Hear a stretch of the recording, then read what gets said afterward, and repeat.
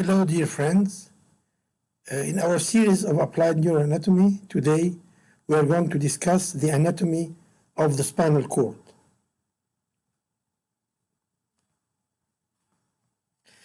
We start by the gross anatomy of the spinal cord, and you see that the spinal cord is the caudal extension of the medulla oblongata inside the vertebral column, from the cranial to the spinal cavity.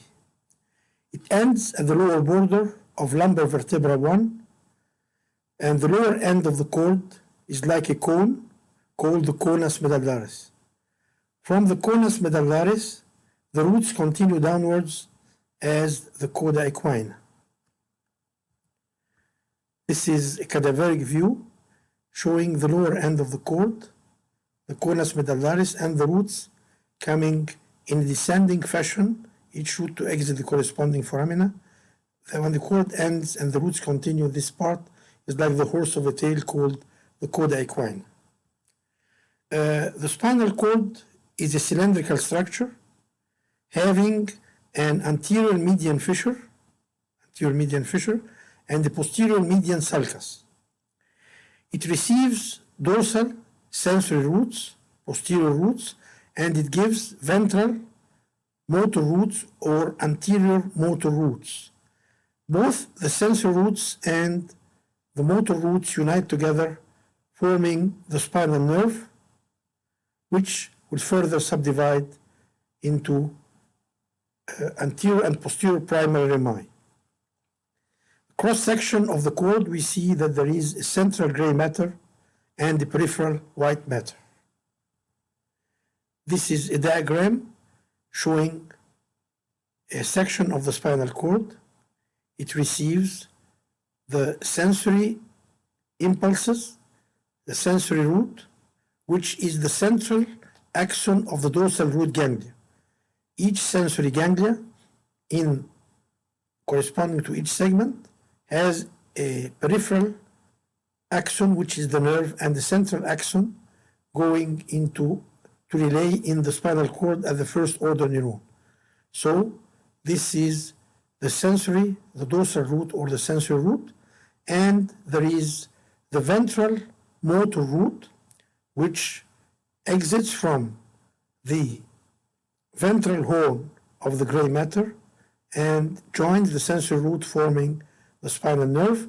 Also, another motor system arises from the nuclei of the sympathetic, which is an efferent system also, efferent motor system, from a nucleus here, we'll know its name later on, and it exits with the motor roots, and it gives two preganglionic rami, communicantes, or the gray rami, which relay in the sympathetic ganglion present in the sympathetic chain on either side of the vertebral column for the 12 dorsal and the first two lumbar vertebrae.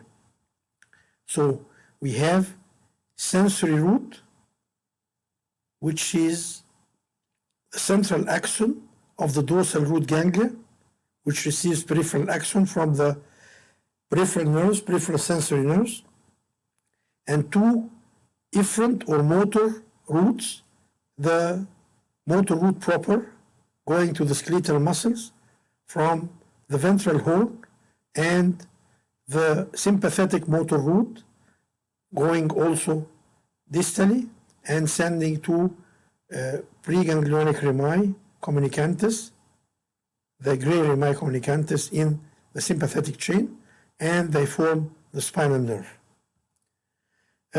As the brain, the cord is also covered by three layers, three meninges, the same as the brain: the dura mater, the arachnoid mater, and the pia mater, and all the blood vessels are present under the arachnoid mater, which is in the subarachnoid space. Here we see the anterior spinal artery and the spinal veins. Also here you see the ventral motor roots and the dorsal sensory roots and the dorsal root sensory ganglion, dorsal sensory ganglion, where the axons form the sensory or the dorsal root. This is another layer, another view showing the three layers: the dura mater, the arachnoid mater, the pia mater, the vessels in the subarachnoid space, the ventral and dorsal root ganglia, and the spinal nerve. This is a cut section in one of the vertebrae and the cord segments. We see that there is some fat outside the dura.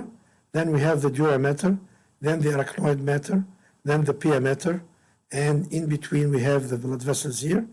Also, there is a layer, we'll talk about it later, at the equator of the spinal cord, connecting the central part of the lateral surface of the cord to the dura mater, called the denticulate ligament, helping to fix the cord in place.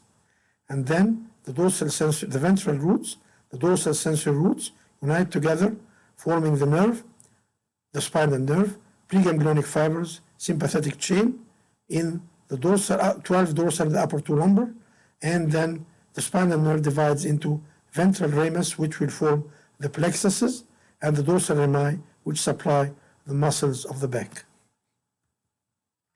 There is a subarachnoid space continuous between the cranial and the spinal compartment, and the subarachnoid space posterior to the spinal cord continues up with the cisterna magna, and anterior to the cord it continues up to the premedullary and prepontine and interpeduncular cistern, and at the end we call the lumbar cistern or the cisterna lumbar after the end of the conus medullaris at the lower border of L1.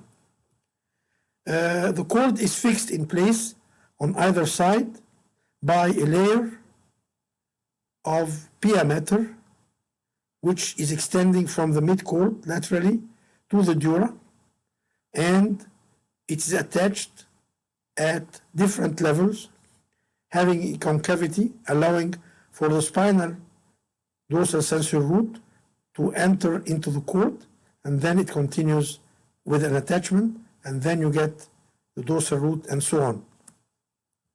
This is a cadaveric view showing the posterior view, the dorsal sensory roots and the dorsal root ganglia and the denticulate ligament, leaving attached to the dura from the pia mater at the equator of the cord, the midcord laterally, to the dura, and leaving a space for the spinal root and so on. The rostral part of the denticulate ligament, you have to remember this relation. When the vertebral artery pierces the dura entering inside the cranial cavity, it passes in front of the first denticulate ligament, while the spinal accessory and the sensory cervical roots are behind the denticulate ligament. So the accessory nerve is behind the denticulate ligament, and the vertebral artery pierces the dura in front of the denticulate ligament and gives the pike. Also, the cord is fixed at its end by the filum terminal, which is also a layer of pia mater extending from the conus to the coccyx, from the conus at the lower border of L1 to the coccyx. But as the dura ends at the level of S2, some people name the part which is present in the subarachnoid space after the cord ends the filum terminal, and what is outside the dura is called the coccygeal ligament. So whether you call all this one filum terminal or you call the intradural part filum terminal, and after the dura ends at the border of S2, coccygeal ligament. This is to remind you that we have 8 cervical segments, we have 12 dorsal or thoracic segments, we have 5 lumbar segments, 5 sacral segments, and 1 coccygeal segment. So we have, each segment has on either side 1 nerve root. This means that we have 31 pair of nerve roots, 8 cervical, 12 dorsal, this 20, and 5 lumbar, and 5 sacral, 10, this 30, and 1 coccygeal. You will see here at the cervical region, the root exits, cervical roots above the corresponding vertebrae. The above corresponding vertebrae. So for instance, C2 root is between C1 and C2. It is above C2. But as we have 8 cervical segments and only 7 cervical vertebrae, so after C8, the root will exit below the corresponding vertebrae. So the T1 root is below T1, and for the T3 root is between T3 and T4. It is below the corresponding vertebrae, and so on. Cross section, roughly speaking, we have the gray matter of the cord divides the white matter into 3 columns or 3 funiculi. The posterior funiculus, which is present between the 2 sensory or dorsal horns of the white matter. The lateral funiculus, which is present between the dorsal horn and the ventral horn of the white matter laterally, and the anterior funiculus, which is present in front and medial to the ventral horns of the gray matter. So we have posterior funiculus, or posterior column or posterior funiculus, we have the lateral funiculus, and we have the anterior funiculus. Here is the anterior median fissure, and here the posterior median sulcus. We have ascending and descending tracts of the cord. The ascending tracts are in blue, and the descending tracts are in red. So here we'll discuss the ascending tracts of the cord. The posterior column or posterior funiculus is occupied by 2 very important tracts, the gracile medially and the cuneate laterally, carrying deep sensation from the lower limb for the gracile and from the upper limb for the cuneate. This is the sense of position, sense of passive movement, sense of vibration, muscle sense, and joint sense. The deep sensations carried the ascending tracts in the posterior column or the gracile and cuneate tracts. Also, other ascending tracts, the spinocerebellar tract, posterior spinocerebellar tract and anterior spinocerebellar tract. The posterior spinocerebellar tract is very close to the dorsal root entry zone, and we'll see, it might be injured when we are doing a dorsal root entry zone lesion, what we call rhizotomy for pain or spasticity. The anterior spinocerebellar tract is in front of the posterior. This is arising from the lower limb, posterior, and the anterior arising from the upper limb, but it is less developed than the posterior and sometimes called the cuneo-cerebellar tract, carrying the deep sensation to the cerebellum. Also, the 2 important ascending tracts, the lateral spinothalamic tract, carrying pain and temperature from the contralateral side of the body to the thalamus, and the ventral spinothalamic tract carrying crude touch from the peripheral part of the body to the thalamus. So these are the ascending tracts: gracile cuneate proprioception, dorsal lower limb or posterior lower limb, anterior upper limb, deep sensation to the cerebellum, lateral spinothalamic tract, pain and temperature, contralateral side to the thalamus, and the ventral or anterior spinothalamic tract, crude touch from the contralateral side to the thalamus. We talk about the descending tracts, which are in red color. The most famous is the lateral corticospinal tract, or the pyramidal tract, what we call the crossed pyramidal tract, and the direct, which is the anterior corticospinal tract, uncrossed. This contains 90% of the fibers, and this contains 10% of the fibers. Other descending tracts, the rubrospinal tract, very close to the lateral corticospinal, and the tectospinal tract, very close to the direct or the ventral corticospinal tract. And we have also the tectospinal tract in front of the sensory ventral spinothalamic tract. So this is the tectospinal tract. Again, pyramidal, lateral corticospinal tract, close to it the red rubrospinal tract, the direct, close to it the tectospinal, the tectospinal tract. We have the vestibulospinal tract. We have sometimes the reticulospinal tracts from the reticular formation to the cord, and they are lateral and medial. Most important, this one and this one, these two, vestibulospinal, the lateral and medial reticulospinal tracts.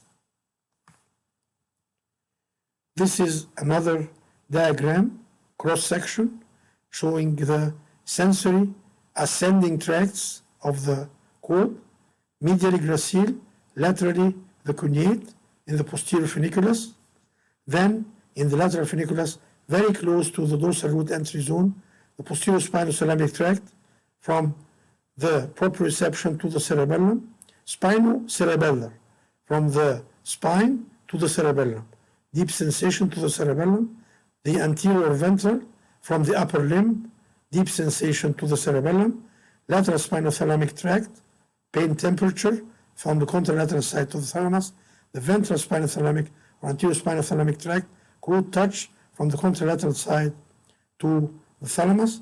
We have also some efferents, some ascending tracts of the spino-olivary and the spinotectal.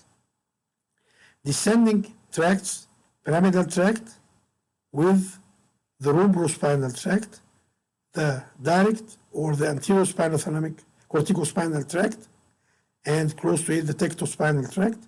And then we have here the vestibulospinal, olivospinal, lateral medial reticulospinal. So olivospinal to the inferior olive, the olivospinal from the olive to the spine, and the vestibulospinal from the vestibular nuclei to the spine, and the lateral and medial, the lateral, this is the medial, and the lateral reticulospinal tracts from the reticular formation to the cord. Descending tracts again, pyramidal, rubro, direct, with tecto, the medial and lateral reticulospinal tracts, olivospinal, vestibulospinal.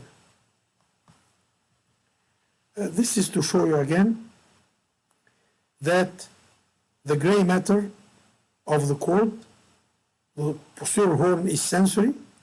The first part of it receiving the somatic sensation, and after it, anterior to it, the visceral sensation. Also, for the motor, we have the visceral motor, which is the nucleus of the sympathetic. Sympathetic is going to the viscera and going to, that's why it's called visceral motor, and anterior to it, the skeletal motor going to the skeletal muscles. If we get a spinal cord injury, what will happen? From what we learned now, if we injure the gracile and cuneate tracts, we get ipsilateral loss of sense of deep sensation, ipsilateral because the sensory decussation or internal arcuate fibers occurs in the upper medulla. So when you injure the cord, you get ipsilateral loss of deep sensation. You get also, if you injure the pyramidal tract, you get ipsilateral spastic paresis. Why? Because also the fibers of the pyramidal cross to the opposite side in the lower medulla, what we call the pyramidal decussation. So also, but if we injure the spinothalamic tract, lateral and ventral, you get contralateral loss of pain, temperature, and touch. Because, as we said, the fibers of the spinothalamic tract cross to the opposite side.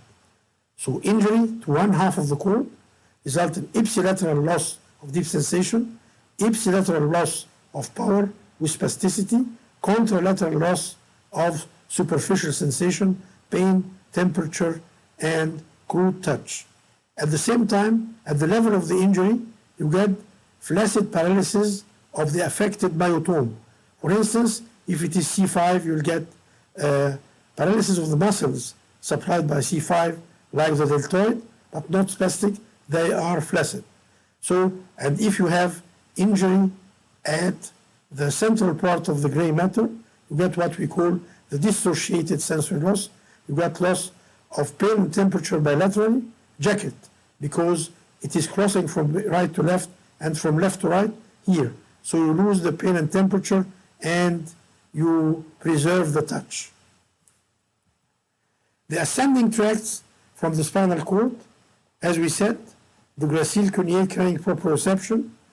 As said, also we said that they are on the ipsilateral side. After relaying, they relay where?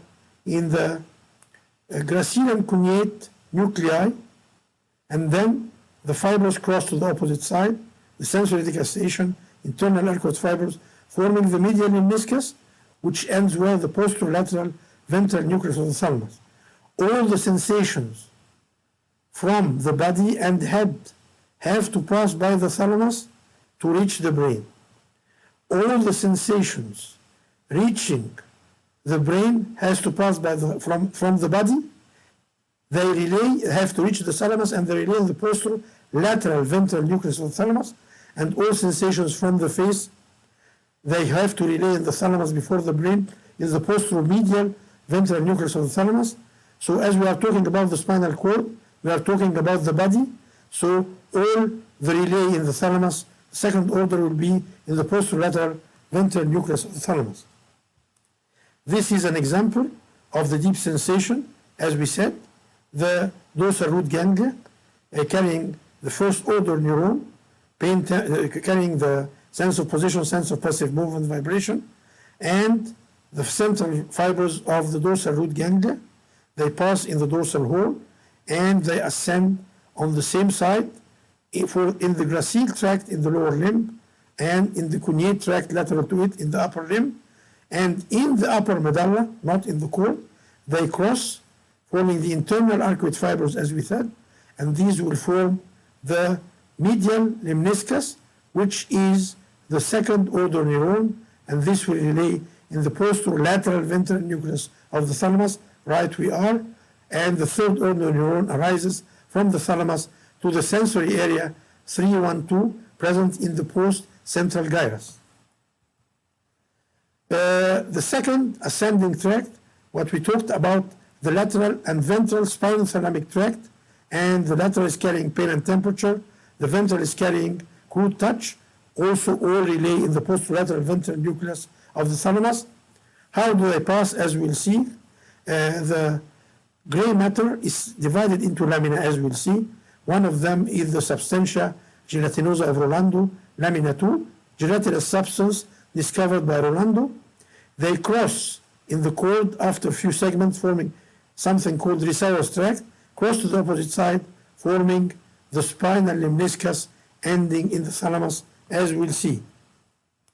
So this is pain and temperature, reaching the dorsal horn, and then laying in the substantia gelatinosa of Rolando, lamina 2, crossing the fibers to the opposite side, forming the lateral spinothalamic tract.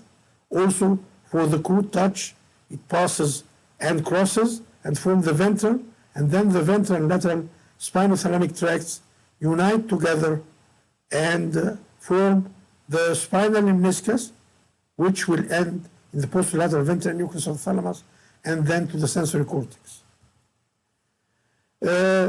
Ascending tracts also, we talked about gracile cuneate, talked about the lateral ventral spinothalamic. These are the posterior and anterior spinocerebellar tracts. They carry proprioception from a nucleus present also in the dorsal horn, which is the sensory horn, via the inferior cerebellar peduncle. They carry proprioception.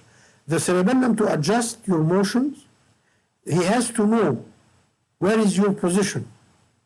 So you know your position how? By the afferents going to the cerebellum from the upper limb, from the anterior spinal cerebellar tract, or from the lower limb, from the posterior. Posterior spinal cerebellar tract is well developed, carries proprioception from the lower limb, risks injury in drysotomy. We get a limb with sensory ataxia. We get ipsilateral ataxia on the same side because if you go a bit lateral to the dorsal root anterior zone, you will injure the posterior spinothalamic. The anterior spinocerebellar tract is less developed and carry proprioception from the upper limb, and it is replaced in the rostral part what we call the cuneo-cerebellar tract from the cuneate nucleus. Here we see the nucleus, what we call the nucleus dorsalis, nucleus thoracicus, or Clark's nucleus, which will give the origin of the spinocerebellar tracts, anterior, posterior. And this is the posterior spinocerebellar tract, or what we call the the nucleus proprius of the posterior horn, which is responsible of formation of the contralateral spinothalamic tract for crude touch.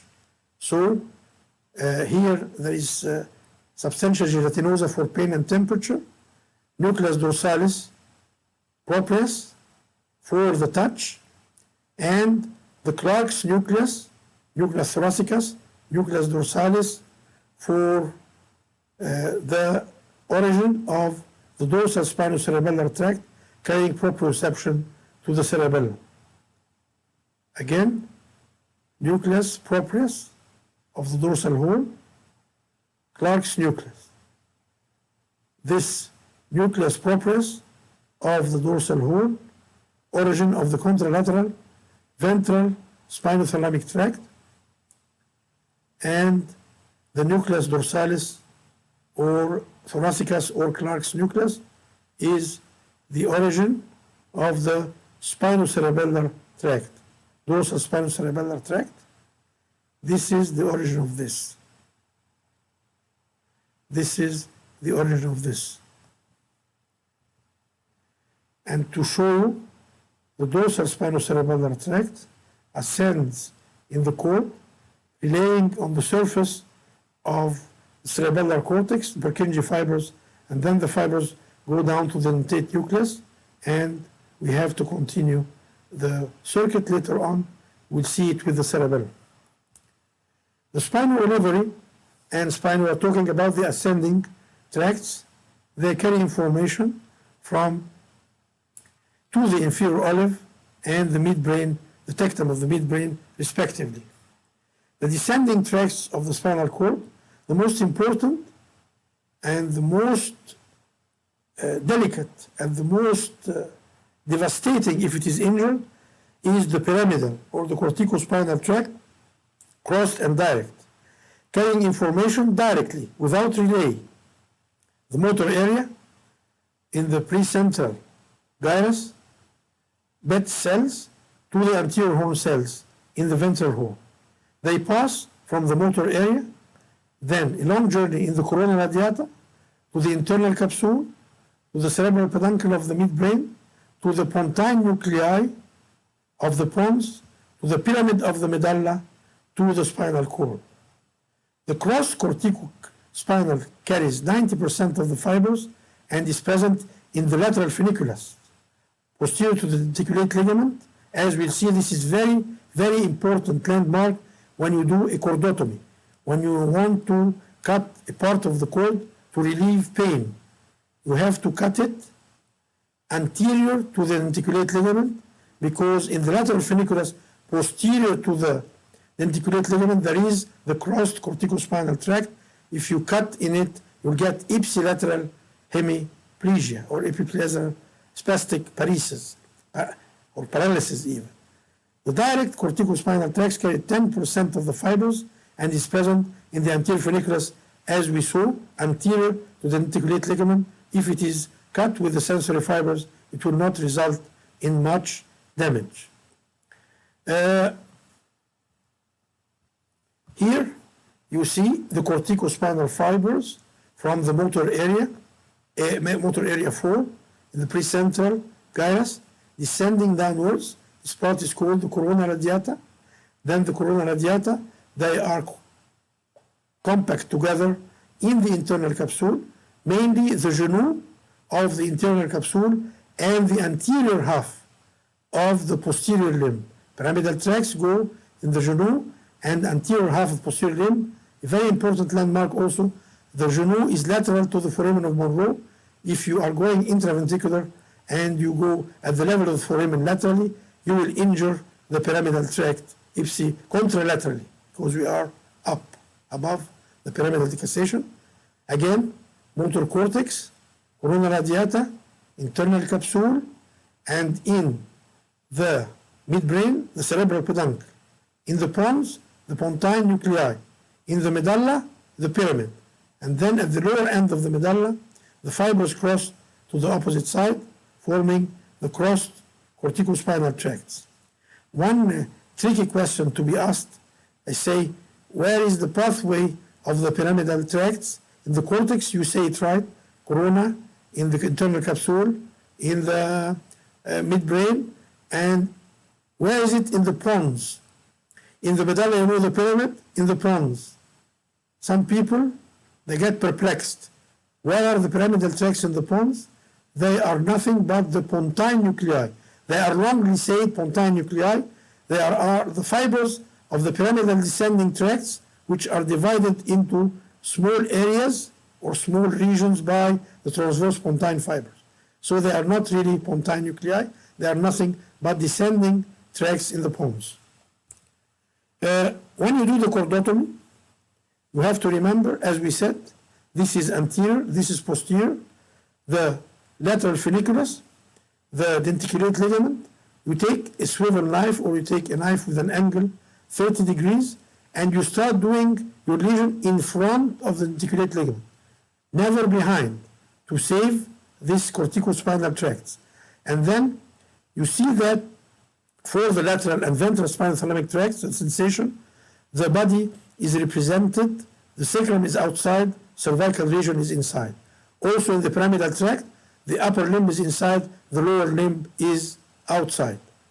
So if you want to relieve the pain at a very high level, let's say the cervical region, you should extend your cutting of the anterior funiculus very medially to reach the cervical region. This is very important fact. Another fact, if you are going to do, never do bilateral cervical chordotomies, because you will prevent the upper motor control of the respiration, and you can get what we call sleep apnea. When he sleeps, he dies. So we'll see it now, but always remember, the lesion is done in front of the denticulate ligament, and you do it to save the corticospinal or the pyramidal tract, and the more you go medially, the more you reach the cervical region. The sacrum is always outside for the superficial sensation and for the pyramidal. Other efferent tracts or descending tracts, the vestibulospinal, from the vestibular nuclei in the medulla to the cord. For equilibrium, olivospinal, we have the spinal olivary from the inferior olive in the medulla, and it is an important extrapyramidal nucleus. The rhombospinal from the red nucleus, also extrapyramidal. Tectospinal from the tectum of the midbrain, the cord is responsive. Tectospinal, we have the superior inferior colliculi there. So postural movements of the head in relation to auditory and visual stimuli. And the reticulospinal from the reticular formation present in the medulla and the pons to the cord for the postural muscle tone of the trunk. So the extrapyramidal function mainly is to take the posture and to maintain the muscle tone. This is an example of the lateral and ventral vestibulospinal tracts. This is to be said. This is what we call the phrenic nerve and control of respiration. The cervical plexus has a very important nerve arising from the anterior horn cells in the ventral horn of C3, C4, C5. It is supplying the diaphragm, which is responsible for 80% of the inspiratory movement, 20% for the intercostals. So this nerve is always governed by centers in the medulla and in the pons, upper centers. If the centers run anterior to the denticulate ligament, so if you cut the upper motor control of the respiratory center at one side, it's okay because it is bilaterally supplied. But if you cut at both sides, this will result in complete loss of involuntary respiration, which occurs during sleep and results in sleep apnea. These are the centers. The most important inspiratory center is back, which can be injured also in posterior fossa surgery if it is adherent to the posterior medulla in the floor of the fourth ventricle. This is the dorsal inspiratory center, and also this is a stimulatory center. This is very important. The other center in the pons also stimulatory, the apneustic center. These are the two most important centers, inspiratory centers, the dorsal respiratory group and the apneustic center in the pons. This is in the medulla. The gray matter of the spinal cord, as we said, posterior horn sensory, anterior horn is motor. Rext divided the lamina and discovered them in 1930 something. We have 10 lamina. 6 of them are present in the, or sensory present in the sensory horn or posterior horn, and the motor are present in the lateral and in the anterior or ventral horn, and lamina 10 present around the central canal. These are the nuclei which are present here. The lamina 1 carries the nucleus marginalis, and lamina 2 the substantia gelatinosa of Ronaldo, which is the relay of the pain and temperature from the opposite side of the body before forming the lateral spinothalamic tract. And we have here the nucleus proprius of the horn, which is receiving the crude touch from the opposite side. And we have here the nucleus dorsalis or Clark's nucleus sending proprioception to the dorsal or posterior spinocerebellar tract, deep sensation from the lower limb to the cerebellum. Another very important, these are the sensory, the most important sensory. Main sensory, gelatinosa of Ronaldo, the Rolando, the nucleus proprius in the posterior horn for the touch, ventral spinothalamic, and Clark's nucleus for the posterior spinocerebellar tract carrying proprioception to the cerebellum. The motor, the intermediolateral nucleus, which is present in the gray matter of the 12 thoracic and the upper 2 lumbar vertebrae, and from that you know it is the origin of the sympathetic system, which is an efferent system. And the fibers from this nucleus exit through the ventral roots with the other ventral motor roots. And in the anterior or ventral horn, you get the motor, the most medial fibers, medial anterior horn cells, they supply the trunk and neck, while the lateral fibers, they supply the limbs with a special arrangement for the flexors and extensors. So dorsal horn sensory, ventral horn motor, sensory nuclei, main sensory, substantia gelatinosa, and the nucleus proprius of the posterior horn and Clark's nucleus. Most important motor, intermediolateral, and the median and lateral group of the anterior horn cells in the ventral horn. Again, these with the names marginalis, substantia gelatinosa, the proper sensory nucleus, the nucleus dorsalis, and the intermediate lateral nucleus, and the motor nuclei. Another showing the lamina corresponding lamina. And this is like a quiz. Yes, this is the substantia gelatinosa of Ronaldo. This Ronaldo. This is the nucleus proprius of the posterior horn.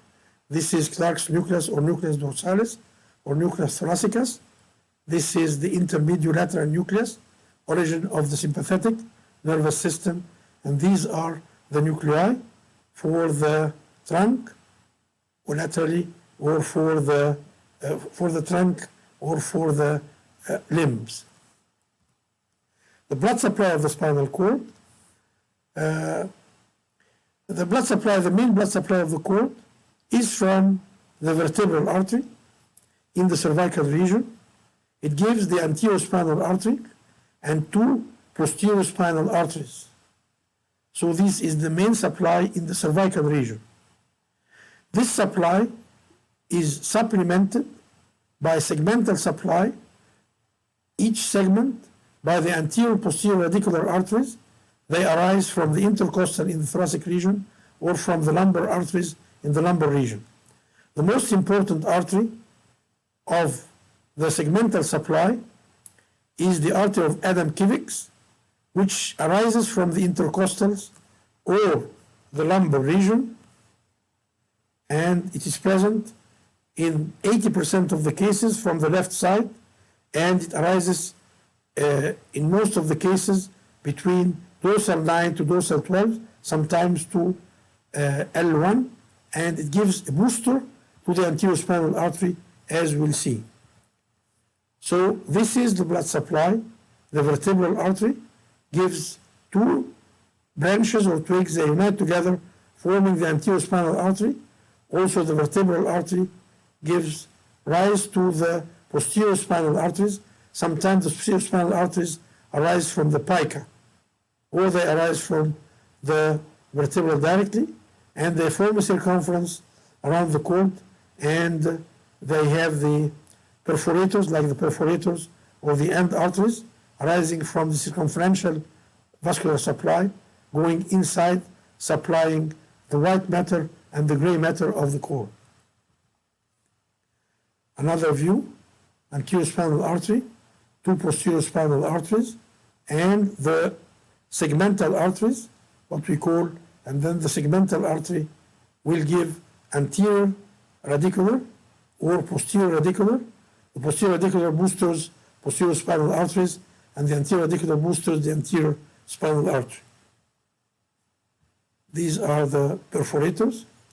One of the theories of syringomyelia, as you will see, that when the subarachnoid space pressure increases, the CSF enters inside the cord via the spaces around the perforators of the cord, and this will result in a syrinx or dilatation of the central canal or CSF accumulation in the central part of the cord. Last but not least, injury of Adam-Kivix artery during aortic aneurysm surgery or intercostal surgery causes paraplegia. And this is the segmental, the intercostal arteries, giving anterior posterior radicular arteries. Here we see one artery at the levels between dorsal 9, dorsal 12, maybe L1, usually from the left side, is very big artery, is very important artery, called the artery of Adam-Kivix, and it anastomoses with the anterior spinal artery, and the blood supply of this region depends mainly on this radicular artery, which anastomoses with the anterior spinal artery, where the blood is very low. Last, we have to know that also that there is a venous drainage of the cord we have the anterior spinal veins, we have the posterior spinal veins, and they are connected with an epidural plexus of veins, and with the posterior vertebral veins, and with the vertebral veins, and the anterior vertebral, and the hemiazygous on the right side, and azygous on the left side. Thank you very much. Hope we can meet very soon in one more lecture about the wonders of the nervous system and one more part in the series of applied neuroanatomy. Thank you very much for your attention.